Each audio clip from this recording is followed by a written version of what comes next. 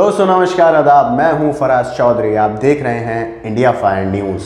सच बताइए, क्या आपको चुनावों पर भरोसा है?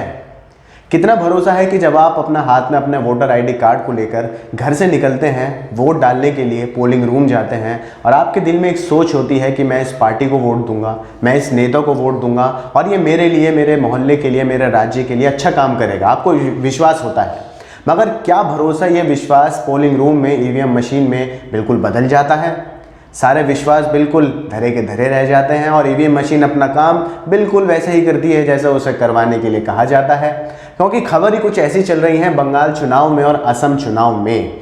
आपको पता है यहाँ पर विधानसभा चुनाव है, ये देखा जाएगा कि इन राज्यों में आखिर अब किसकी सरकार बनेगी। बंगाल में घमासान युद्ध चल रहा है टीएमसी पार्टी और भारतीय जनता पार्टी के बीच। ममता बनर्जी और इधर कई सारे दिग्गज नेता हैं उनकी खिलाफत में। इधर असम में भी कांग्रेस वर्सेस बीजेपी का परचम लहरा रहा है। देखा जाएगा किसकी सरकार बनेगी। ऐसे में जो मेन खबर आती है वो खबर जिससे चुनावों को संदिग्ध नज़र से देखना पड़ता है हम सबको। एक क्वेश्चन मार्क आता है दिमाग में ईवीएम मशीन को लेकर। आपकी स्क्रीन पर दो खबरें चलाऊंगा मैं एक साथ। दो खबर ईवीएम मशीन की, एक बंगाल चुनाव की, एक असम चुनाव की। दोनों में ईवीएम की धांधलेबाजी सामने आती है और दोनों ही राज्यों में चुनाव चल रहे हैं। दोनों ही राज्यों में पब्लिक वोट डाल रही है और दोनों ही राज्यों में ईवीएम के घोटाले हो रहे हैं। हेडलाइन सुनिए ध्यान से। बंगाल में नेता के घर ईवीएम, असम में भी धांधली। बंगाल के उलबेड़िया में टीएमसी नेता के घर ईवीएम मिली। असम में एक बूथ पर 90 वोटर, लेकिन ईवीएम में 181 वोट पड़े। आखिर ईवीएम धांधलेबाजी कितनी ज़्यादा बढ़ गई है और इलेक्शन कमीशन कितनी आसानी से अपने आप को साफ कर लेता है इतनी बड़ी चीज़ से। ये बहुत बड़ी चीज़ होती है क्योंकि चुनाव फैसला करते हैं कि आखिर कौन सी पार्टी किस जगह पर अपना राज करेगी और कौन सी पार्टी किस जगह पर पब्लिक के लिए काम करेगी। पब्लिक वोट डालती है, पार्टी को चुनती है, पार्टी 5 साल के लिए अपना काम करती है। मगर यहाँ तो मामला ही कुछ अलग है। यहाँ तो सवाल इतने ज़्यादा खड़े हो रहे हैं और जवाब देने के लिए कोई है नहीं।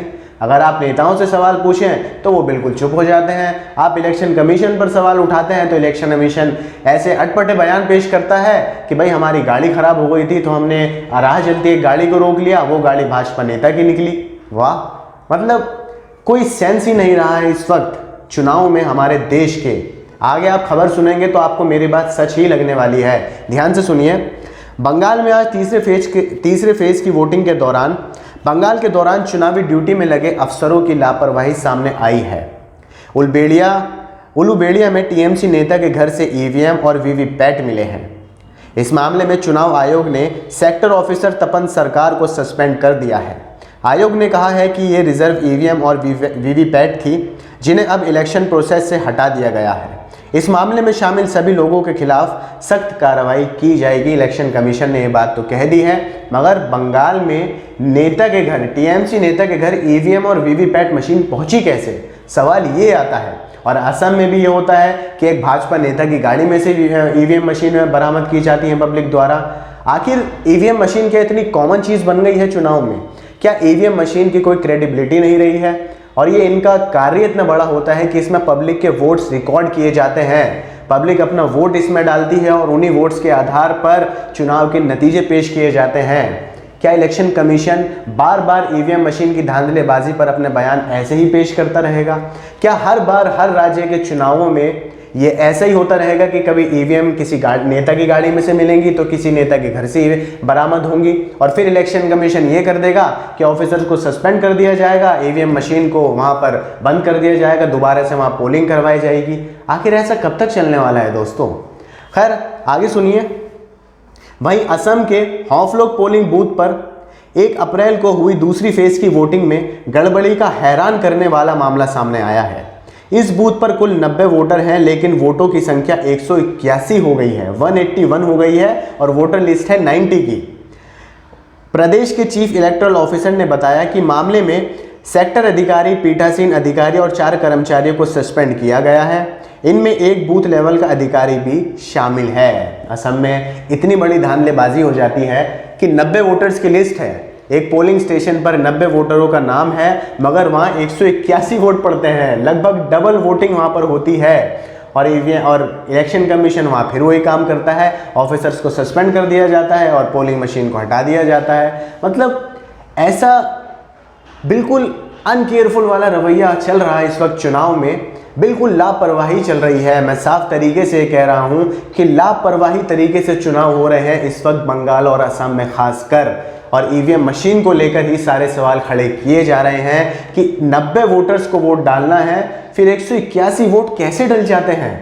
आखिर ईवीएम मशीन, जिसको सरकार ये कहती है, इलेक्शन कमीशन ये कहती है, यहाँ तक कि कोर्ट भी ये कहता है कि वो भरोसा करने लायक है, उसमें हैकिंग नहीं हो सकती और वोटिंग के लिए, चुनाव के लिए बिल्कुल सेफ है। क्या इस तरीके से सेफ है? क्या इस तरीके से पब्लिक अपने वोट्स के आधार पर अपनी पार्टी का चयन करेगी? खैर आगे सुनिए।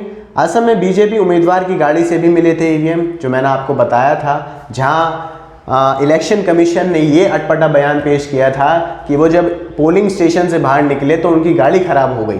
सबसे पहले तो अगर इलेक्शन कमीशन की गाड़ी खराब हो जाती है, मान लीजिए ये बात सच भी है, तो क्या इलेक्शन कमीशन को फ़ोन कर कर दूसरी गाड़ी को नहीं बुलाना चाहिए था? या इलेक्शन कमीशन के पास सिर्फ एक ही गाड़ी रह गई है अब, कि एक ही गाड़ी थी वो ख़राब हो गई इसलिए वो वहाँ खड़े रहे ईवीएम मशीन को लेकर, और फिर राह चलते हुए एक गाड़ी को उन्होंने रोका।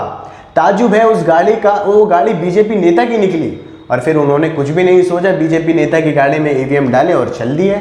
वाह, कितनी आसानी से इलेक्शन कमीशन ने यह बयान पेश कर दिया था। आगे आखिरी फेज की वोटिंग अभी चल रही है। असम में आज आखिरी फेज की वोटिंग हो रही है।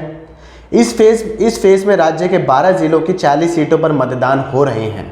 इसमें जलबुखारी सीट भी है, जहां से सरकार के वरिष्ठ मंत्री और बीजेपी नेता हेमंत बिस्वा शर्मा चुनाव लड़ रहे हैं।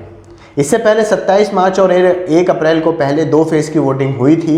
इस दौरान 47 और 39 सीटों के लिए वोट डाले गए थे। नतीजे 2 मई को आएंगे। असम में आज आखिरी फेज की वोटिंग है, इसके बाद वहाँ चुनाव ख़त्म हो जाएंगे, वोटिंग ख़त्म हो जाएगी। इसके बाद ये देखा जाएगा कि आखिर ईवीएम मशीन में कौन सी पार्टी को सबसे ज़्यादा वोट्स मिले हैं, वोट रिकॉर्डिंग की जाएगी। पर आप ये देखिए, इतनी सारी खबरें सुनने के बाद क्या हमारे देश की जनता ईवीएम मशीन पर भरोसा कर पाएगी? चुनाव के नतीजों पर भरोसा कर पाएगी? जो परिणाम घोषित होंगे 2 मई को, उन पर भरोसा कर पाएगी?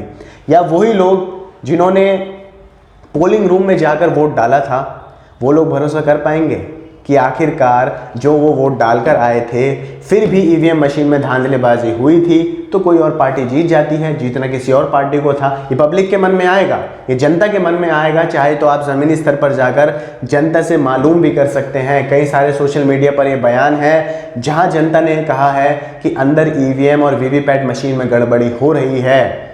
वो अंदर बटन दबा रहे हैं, कभी पर्ची बाहर नहीं आ रही है, वो बटन दबा रहे हैं तो पर्ची दूसरी पार्टी की निकल कर आ रही है, वो एक किसी और पार्टी का वोट डाल रहे हैं तो लाइट और बीप दूसरी पार्टी के आगे चल रहा है। आखिर ऐसे इलेक्शन कमीशन की लापरवाही कह सकते हैं इसे आप, सरकार की लापरवाही कह सकते हैं, या इसमें ज़रूर दाल में कुछ काला भी आप कह सकते हैं। खैर, ये तो आने वाले वक्त में हमें पता चल ही जाएगा 2 मई को जब परिणाम घोषित होंगे। तब तक आप लोग मुझे दीजिए इजाज़त। आपको ये खबर पसंद आई हो तो इसे लाइक कीजिए, आगे शेयर कीजिए और हमारे चैनल इंडिया फायर न्यूज़ को सब्सक्राइब करके बेल आइकन को प्रेस कीजिए ताकि आपको आगे सारी अपडेट्स मिलती रहें। मुझे दीजिए इजाज़त। नमस्कार।